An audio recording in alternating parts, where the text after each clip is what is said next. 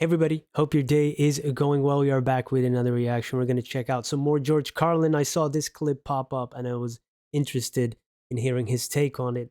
Now, I have seen George Carlin clips before I started this channel, long ago, 20 years ago or something.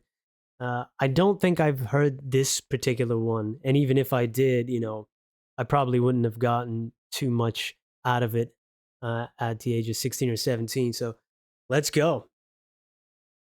I'd like to talk a little bit about the war in the Persian Gulf. Big doings in the Persian Gulf. You know my favorite part of that war? It's the first war we ever had that was on every channel plus cable. Yeah. And the war got good ratings too, didn't it? Got good ratings. Well, we like war. We like war. We're a warlike people.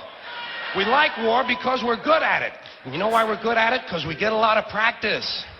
This country's only 200 years old, and already we've had 10 major wars.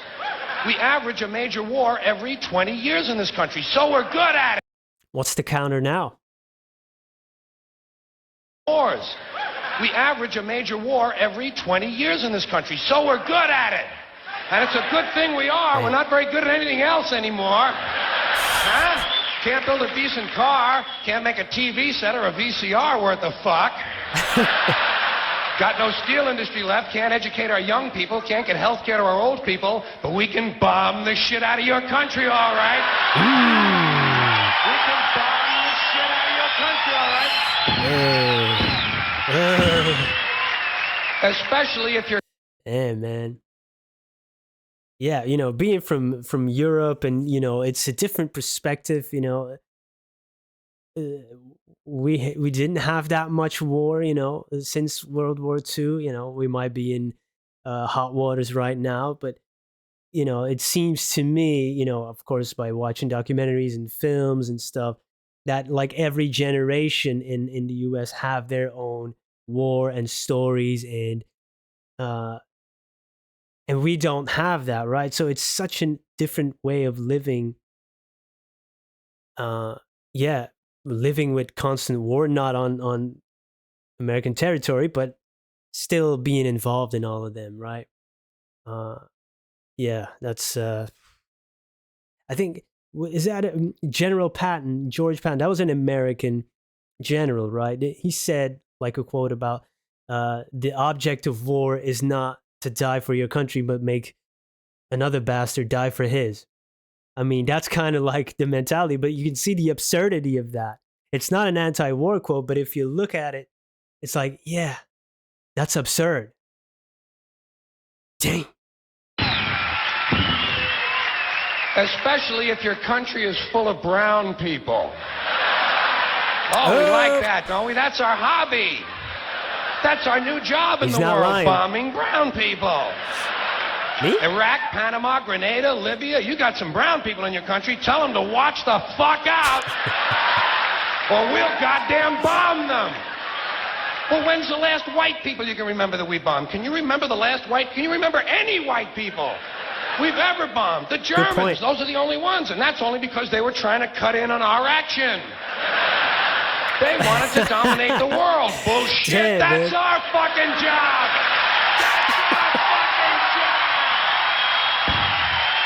And he can make you laugh at some of these horrific things, right? But it's, yeah, again, where are the lies?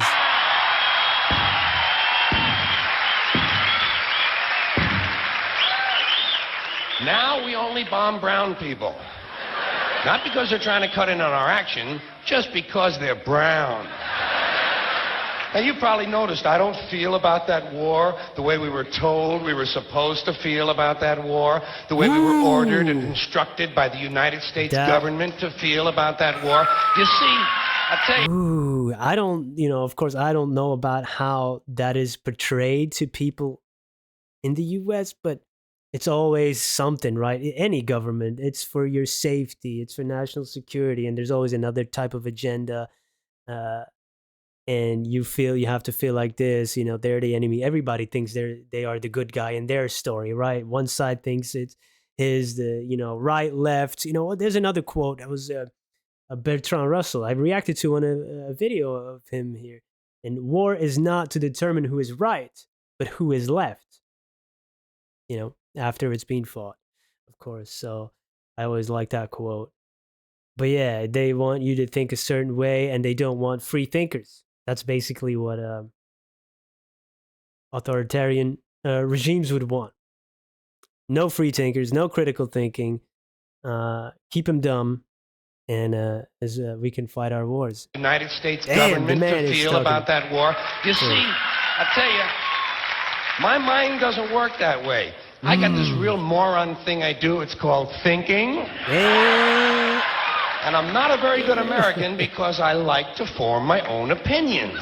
I don't just roll over when I'm told to. Sad to say, most Americans just roll over on command. Not me. I have certain rules I live by. My first rule, I don't believe anything the government tells me.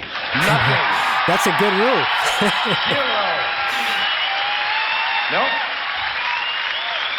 And I don't take very seriously the media or the press in this country, who in the case of the Persian Gulf War were nothing more than unpaid employees of the Department of Defense, and who most of the time function as kind of an unofficial public relations agency for the United States government. So I don't... Which I've heard now is called the Department of War, right? Well, call it what it is. I kind of, I don't like that change because it scares the crap out of me. But, it's kind of like, okay, you're finally admitting what you're doing, right? It's, oh, we got to fight peace through strength and all of that crap. It's like, no, I don't dig that. I like his take on that. I wonder what he would say today, because he was a comedian, but he was so much more than that. A great thinker and philosopher, really. Relations agency for the United States government. So I don't listen to them. I don't really... Oh, yeah, he said unpaid, but I hear, and of course, this is from afar. I don't have inside information that some of the media outlets are kind of paid right now. Are they? Is that true? I don't know. Like Fox and stuff and all of that. I don't know if that's true or not. So I don't listen to them. I don't really believe in my country. And I got to tell you, folks, I don't get all choked up about yellow ribbons and American flags.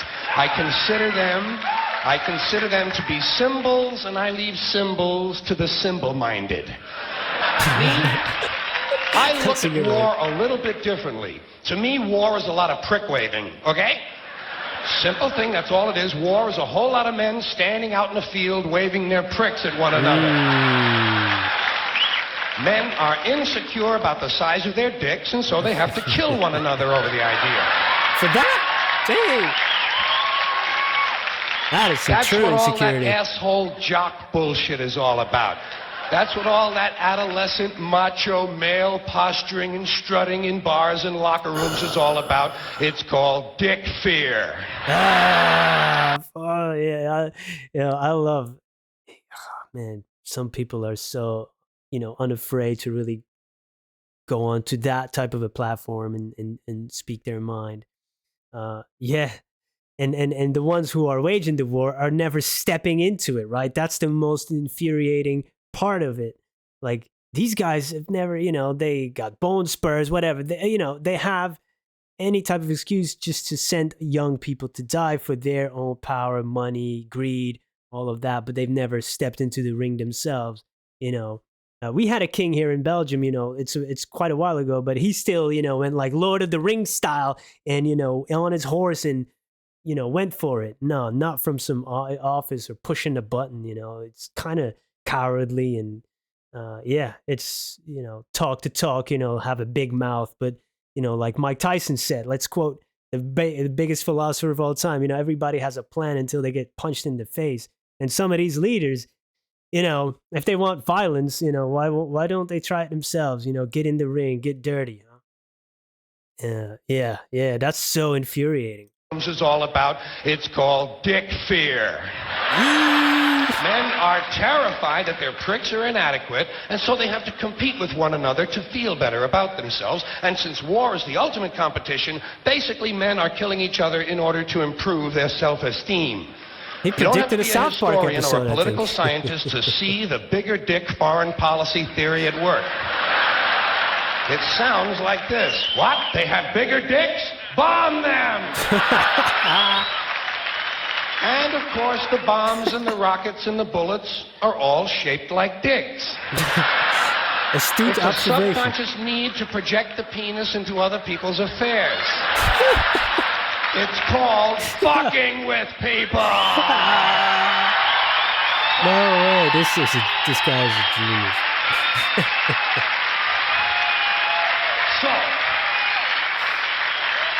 as far as I'm concerned, that whole thing in the Persian Gulf was nothing more than a big prick-waving dick fight.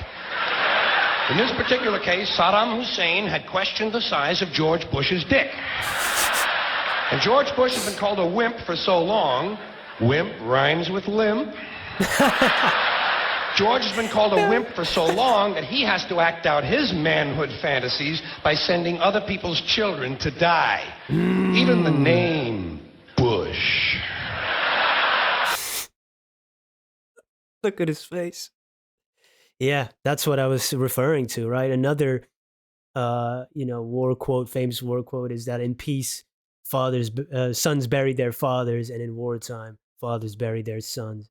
So again, showing the absurdity of it all. It's truly heartbreaking, man. It's overwhelming, especially nowadays. The world can't seem to catch a break everywhere. It's taking a turn for the worse, and instead of like trying to find some unity, more division is sown, and it's a scary time. It's a scary time. Even the name Bush is related to the genitals without being the genitals. A bush is a sort of passive secondary sex characteristic. Now, if this man's name had been George Boner, well, he might have felt a little bit better about himself and we wouldn't have had any trouble over there in the first place.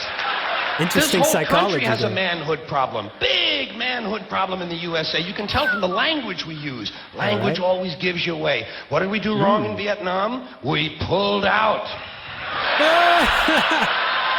Not a very manly thing to do, is it? When you're fucking people, you gotta stay in there and fuck them good. Fuck them all the way. Fuck them till the end. Fuck them to death. Fuck them to death. Fuck them to death. Stay in there and keep fucking them until they're all dead.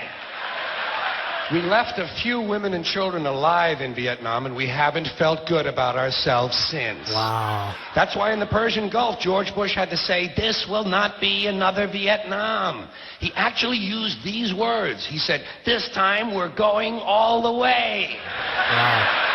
Imagine an never knew American that. president using the sexual slang of a 13-year-old to describe his foreign policy. Scary. If you want to know what happened in the Persian Gulf, just remember the names of the two men who were running that war. Dick Cheney and Colin Powell. Somebody got fucked in the ass. Right. Oh, man. Come on, man. Thank you. Thank you. How did he do it? How did he do it? This devastating topic that has so many nuances and so many people on one side of the and the other, but he puts it in a way like, how can you even deny all of this stuff? Plus, makes it hilarious. That connection that he made there at the end, Dick Cheney, Colin Powell, is it right? I think I know that name. I've heard that name, Colin. Oh man. We would pay, if the resurrection was possible, we have to bring him back. Oh boy. Now maybe we shouldn't do that to him. That would be cruel to put him in this world, but we are selfish. We would love to hear his thoughts on this, but I think they wouldn't be much different than what he said here, right? It applies to today. And it's scary, especially now with all this this long distance stuff. It's like to bring out another quote. I've read too much about all this stuff. Einstein, and one part of his prediction kind of came true. Like he said, "I'm not sure what weapons World War III will be fought with. We have drones, we might have robots soon, and robot dogs. If you've seen the China thing, all of that. But he said, I'm sure that World War IV will be fought with sticks and stones because we're going to blow ourselves into oblivion. And on that positive note, everybody, hope you have a wonderful day. Goodbye.